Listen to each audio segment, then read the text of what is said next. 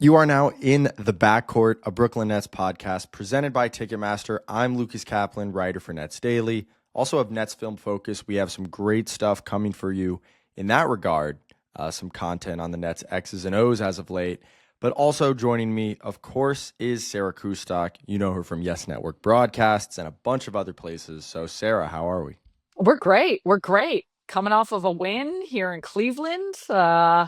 The Nets snapped their 7-game losing streak, opportunity to potentially snap a streak of the Cavs tonight. So we'll see. Yep, that reminds me to tell you we are recording between a Nets back-to-back. Sarah making time in a very busy schedule. As she said, she's out in Cleveland. The Nets beat the Los Angeles Lakers last night in Brooklyn. Then they flew immediately out to take on the Eastern Conference's best team. So by the time you're hearing this, that game will have been decided. We'll have more fun stuff to talk about for next week. But as you mentioned, coming off a win in an electric Barclays Center, filled to the brim, obviously, lots of Lakers fans, lots of Nets fans. It was a really fun time. And so what do you think the main takeaways from this past week are? Lucas, I think there's a lot to take away when you look at the week as a whole and maybe a handful of situations and areas that the Nets could have been better, could have improved. You go back to that loss against San Antonio, obviously the loss against Charlotte, and then the opportunity to kind of redeem themselves with how they were able to close out the game. And the big thing that stood out to me was that second half at Barclays, a tight game of which it was the Nets that got down early in that one, unlike the other games. I Mm-hmm. mentioned San Antonio, Golden State Warriors. I'm losing track of our days and games and weeks. But Golden State Warriors setting the tone, jumping out to a big lead. Same thing in Charlotte, having a big lead and relinquishing it. I think this was a very different look, and it was the Nets who were struggling with how they're able to convert from the field, from the 3-point line, and the Lakers had it cooking despite the fact that they were missing a handful of key players, including LeBron James, our friend Dorian Finney-Smith.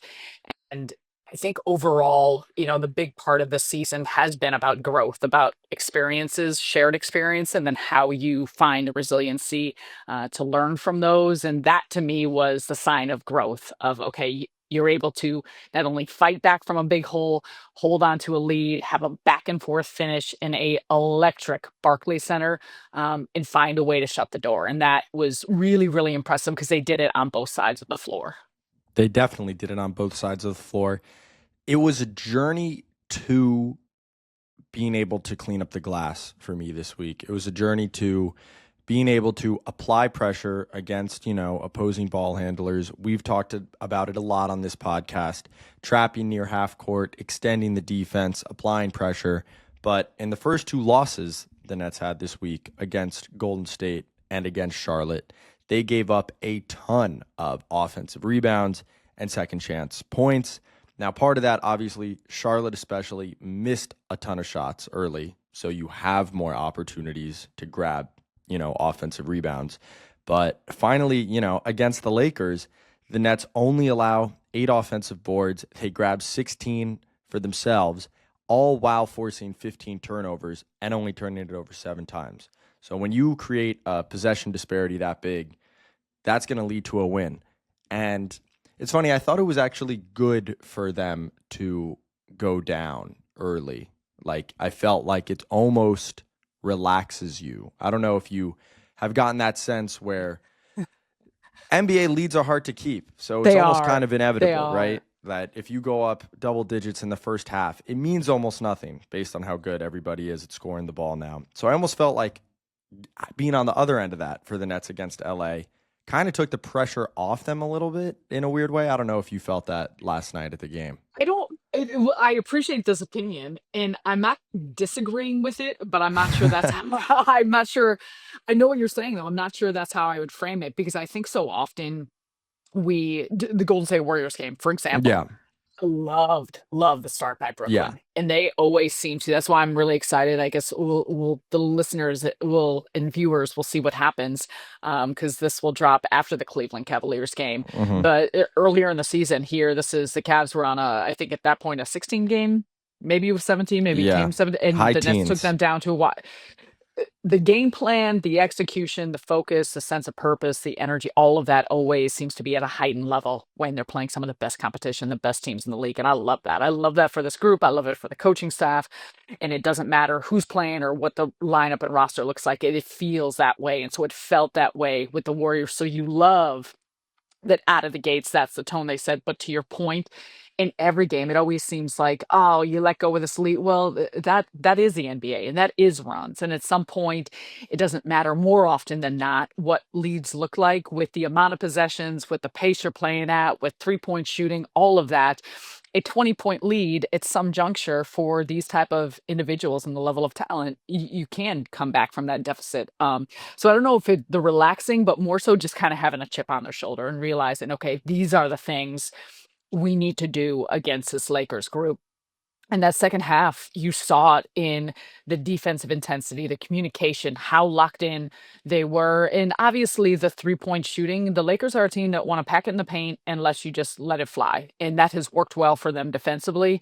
But at some juncture, a 3-point shooting team like Brooklyn, you were glad to see, okay, those shots now, those quality looks created are starting to go through. And I think that varied by them attacking the basket, getting in the mid range, players seeing it go through. And then on the flip side of things, the 3-point shot started going through. But the other big number, and you had mentioned this with the turnovers, for the Nets taking care of the basketball, the Nets attacking the offensive glass, but they created 19 points off turnovers. And that Yeah. type of pressure that they put on Los Angeles, especially down the stretch, especially the way they made it so difficult between Luka Doncic and Austin Reeves, their two primary scorers and go-to players, and the ones that would be the highest usage with the ball in their hands. They struggled, and I credit the Nets defense for how difficult they made every look, every catch, showing bodies, multiple players, different looks. All of those things I think they should feel really, really happy about, or at least pleased with themselves and giving themselves a foundation now to continue to build on. And what was also evident about that Los Angeles win on Monday is the standard to which Brooklyn's coaching staff holds these guys to which the team holds itself. Because I think it is easy to say, well, we create a lot of points off turnovers. That's how we generate our offense. That's what we do. And they did it again. As you said, 19 points off 15 turnovers really helped them win that game. But it's not just enough to do that if you're sacrificing maybe interior defense, if you're sacrificing defensive rebounding. And Cam Johnson admitted post-game, he said, it is difficult because let's say you trap at the top of the key or whatever, get a 4-on-3, the offense can kind of play in the middle of the floor, they can crash hard from the corners, but it really is just about effort and recovering. And if we do that, we truly believe that we can create turnovers and pack the paint and have a strong presence at the rim. And last night against the Lakers, they shoot just 40% from two, which is 16% below league average. As I said, the Nets win the glass. So I think Monday night is really what it looks like when it all comes together for Brooklyn. It starts up top, but what really kind of makes or breaks them on defense is the ability to make those second, third efforts getting back to the rim. We should also mention that since we recorded last time, Noah Clowney has returned. He's played 3 games, Brooklyn's 20-year-old sophomore. He was out for a long time with a pretty rough-looking ankle twist. This was no normal kind of ankle sprain, but he missed, including the All-Star break. He missed 15 games, plus that extra week of the All-Star break, and he actually led the Nets in scoring in his 3rd game back against LA. What did you see from him? I know it's 3 games, still getting his feet wet, obviously, but general impressions. But to that point, still getting his feet wet, but also just doing so really confidently. And I think, you look at a player like him in that Los Angeles game, the importance of whether it was some of the playmaking he had, the shots he had, and just the confidence that he seemingly always has when he's on the floor. You even look at closing out the game and, that last possession and his awareness, court awareness, and just heads up play. I think there's so many aspects of his game that you like, and not only like because of how he's producing now, but the upside of it. And 3-point shooting is always something you point to. And he's a player who's shown an ability to not only take those shots, feel comfortable taking those shots, do so at a high level of effectiveness, but also just his steady presence of his demeanor and disposition. I think we're learning that. And, for a young player and how he shows up, I think that's something you could tell that there's things that irritate him or anger him or the competitive nature comes out. But I Yeah. think overall, you see a level of stoicness, if that's the right way to frame it for him, that I really value. And I think as he gets more experience, as he grows, as he gets more running time on the floor, that's something that's going to continue to be such a great asset for him and for this group on both ends of the floor. Minor correction from me. Noah, that was his second game back, even more impressive against Los Yeah. Angeles. He played first against Charlotte. Another positive that I want to shout out, and I guess now we can, go kind of game by game, is you mentioned how detailed Brooklyn's game plans are and how they really rev it up for some of the best players and teams in the league. And Golden State was a shining example of that. What was so, I guess, off-putting to Golden State's offense and unique about the way Brooklyn attacked them? Because I was talking to some people that cover the Golden State Warriors, and for example, Warriors enter the ball to the post to Draymond. They run a lot of split actions. He'll kick it out. He'll find shooters from there. The Nets decide from the beginning to try to deny Draymond Green those catches. Nick Claxton guards Draymond. He's fronting the post, preventing those catches. And I was asking my Warriors friends, have you seen a team try to do that? And they said, honestly, no, not to our memory. We obviously haven't seen teams try to double Steph in the backcourt and, be this physical with him off the ball. So something that stood out to me this week, and I posted it a bunch of times on social media, was just it's near playoff level game planning, it feels like, from Brooklyn's coaching staff against a lot of these elite players and teams. And it felt, from where I was sitting, and you were sitting closer than me, just so physical and intense. And I know these are kind of buzzwords, but what were your impressions of just how they came out defensively against Golden State, and really how they have done that all year against the Thunder and SGA, against Denver and Nikola Jokic, that sort of thing? You said it. And I appreciate that you said about the playoff level type game planning, Hmm. because that's really what this is for this Brooklyn group of how they're going to continue to learn. And I wish I had it in front of me. And Lucas, I know you were sitting there at the presser. It was I believe a pregame press conference Hmm. at home, and maybe it was the Golden State Warriors game where it may have been a question that you asked, where Jordy Fernandez was talking about with a young group, with a growing group, three tenets of a defense that you try to start to implement. Do you remember this? Yeah, you keep going. I'm gonna find the quote, but Is I'm it, I'm very yeah, glad. but he was talking about you can't. He believes you can do them all, but it's almost like a piecemeal of, okay, let's start with this and then build to this, and let's start with a level of pressure and physicality, and then let's build to these, whether it's switching schemes. And I think a part of it is, if you're gonna, and maybe it is the pick and roll defense or the switching defense, or how you're gonna play certain styles, and what that looks like in the steady build. And to me, that's the long vision growth in teaching these players. And regardless, I appreciate that part of this too is these players getting experience just as pros and as professionals. And whether it's here in Brooklyn next season, whether it's a different stop, whether no matter what it may be, the understanding of how important that is in the systematic ways in which so many NBA teams play, because you see that crossover across the board. And that's what I love about this coaching staff, of understanding we're gonna ask a lot of you, we're gonna demand a lot of you, and we're gonna do this at a very, very high level. And then once we Hmm. start hitting at this type of pressure defense, turning teams over, however you're gonna start playing certain coverages. Okay, now we're gonna add this layer on because you've gotten to a point where you've handled this, and now we're gonna start switching more. We're gonna communicate this, and And to me, that goes back to when we're talking about why the defense has improved over significant stretch and what it had done, and maybe there are some dips and some ebbs and flows to it.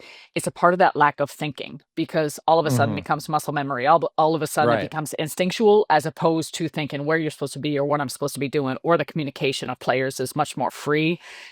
And that's what I love that I think we're seeing in this group, we're seeing in this team, and that felt evident in that Warriors game. So back to your original question, Steph was frustrated. Steph was one of the greatest players in the world.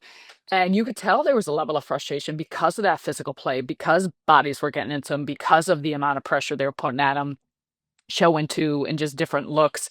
And I love that. I love that you're able to continue to see that. It was very similar with Luka Doncic last night. And he's obviously a very different player in how you're playing him.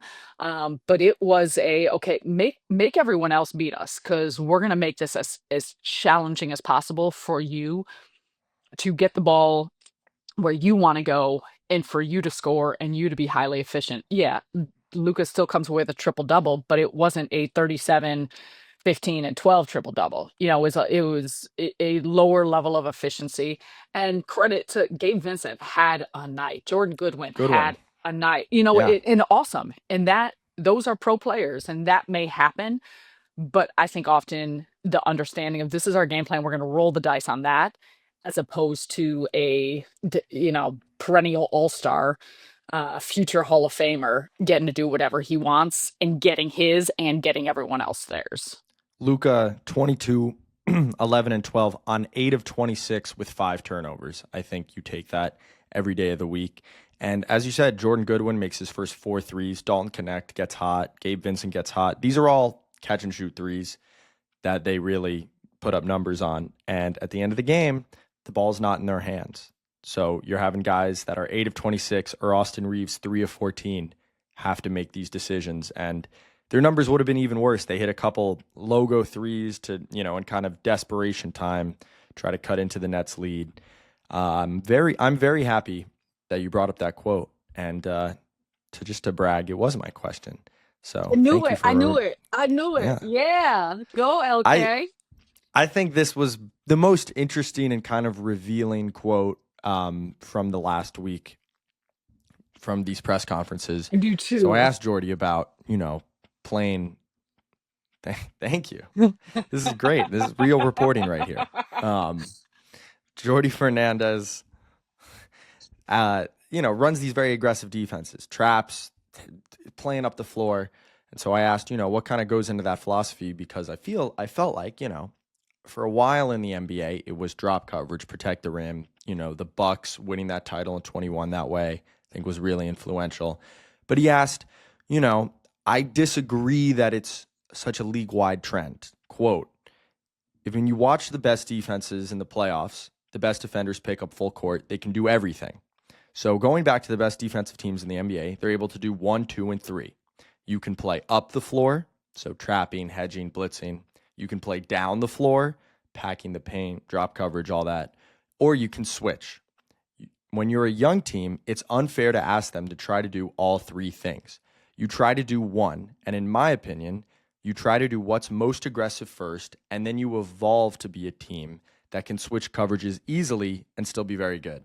And I thought that quote was very illuminating because he's telling us, very gracious, very thankful to him for doing this. Yes. Obviously, he didn't Yes. have to say all that. Telling Nets fans, this is why I'm doing this. This is why we play defense this way. To me, it makes a lot of sense. If they're going to try to master or really excel in one coverage, it might be the type of coverage that has these young guys, these hungry dudes, flying all over the floor and creating turnovers. To me, I think it's much more fun to watch Zaire Williams, Keon Johnson, Jalen Wilson, Noah Clowney, Nick Claxton try to cover as much ground as possible. It creates energy, and I think for a young team, creating that energy on defense, to me, seems like a pretty good way to go. And I appreciate Jordy for saying that. And I think that they probably would have won that Golden State game. The issue was not, I think, in the second half, how aggressive they were on defense. I think they kept that up. I think Steph making a couple threes that ignited some crazy threes that ignited the crowd and this happens in a lot of Golden State games, kind of got to them. Some overreactions, maybe double teaming the perimeter. Draymond Green slips to the basket for a dunk. And so I think in the first half, for me, it was they lived with Steph and a couple other guys hitting tough threes. And I think in the second half, they kind of, I don't want to say wilted to that pressure, but maybe overreacted and ended up giving up some open layups. And fast forward a week later against the Lakers shoot 44% from three, 40% from two. So the Nets never wilted. They never overreacted to Jordan Goodwin, Dalton Connect, these guys hitting threes. And so between that and the rebounding this week, kind of self-contained, felt like a self-contained journey. It felt like they started doing these things, not really excelling at some, and then they've kind of put it all together. So I felt pretty satisfied by these 3 games, even though it was just 1 and 2, especially with Noah coming back. And again, like kind of an encapsulation of their season almost to me, a very like fitting week to have in March. Well said. You nailed it. So moving on, I feel like Brooklyn's finest, we can give it to Noah Clowney for coming back, playing 2 really exciting games. I don't know if there's anyone else you had in mind that you wanted to shout out, anything like that. No, I mean, I would stick with Noah. I just appreciate, I feel like everyone had some really solid performances in a lot of different areas, in a lot of different ways. Um, Despite the loss, I thought D'Angelo Russell was really good in that Charlotte game, and did a excellent job just kind of orchestrating what the offense was doing and how he was able to have his fingerprints in a lot of different areas, not only getting his points, but facilitating for others. And again, credit to like a player like Zaire Williams, who did not shoot that well against the Lakers, but the defensive intensity, I think you can kind of go down the list of so many players understanding just because my shot's not falling, or certain aspects have not worked well, there's other areas that I can still impact the game. And I think that's the continued growing process for this group of realizing that type of resiliency within the game. And I think we saw that from a lot of players, and it culminated with that win against the Lakers. Yes, and we didn't talk a ton about the Charlotte game because I felt the Lakers game, A, fresher in memory, B, more important story because it's about the bounce back from the Charlotte game where the Nets did lose a second half lead. But we would be remiss not to shout out D'Angelo Russell, who put up 28 points, 6 boards, and 7 assists in that game and scored 15 in the fourth, almost willing the Nets to victory. Zaire Williams also hit 4 threes and scored 19 points in that game. So guys did have solid performances in Charlotte, and a 3-point loss soured that a little bit, but coming back on Monday and getting a win was huge. And I'll start with you. Who is your next net? Finding these next nets this season, seeing who can be a part of this long-term culture, team building. Who are you looking forward to watching hoop this next week? I think we've kind of went through everyone in some capacity, but I will circle back. I know he's our finest, and I know that we've talked about him quite a bit, but it is Noah Clowney. The fact that he's returned from injury, he's played in 2 games. What does it look like now as he's back in the lineup, healthier, getting extended run? The things that we're looking for out of him as the season continues to kind of come a little bit closer to the close, the final stretch run of how he's going to continue to impact this play by Brooklyn. And we've seen so much upside, so much positive, so many things to be excited about. But I think this is a very real opportunity, and especially this week against some great team. You look at playing the Cavs here tonight. This will now have already passed, but a Chicago Bulls team that's ahead of you in 10th place. You're going to see Boston twice. Atlanta, like this is a significant stretch to me this week of compacted games that I'm excited to watch. Yeah, we got a busy week coming up. All those teams. I was excited to see Noah Clowney try to get to the rim a little bit, try to do some stuff off the dribble, transition. So against the Lakers, he scores 19 points on 5 of 11, but 3 of 8 from 3 and 7 free throws. So he attacked the glass. He had a couple takes off the catch.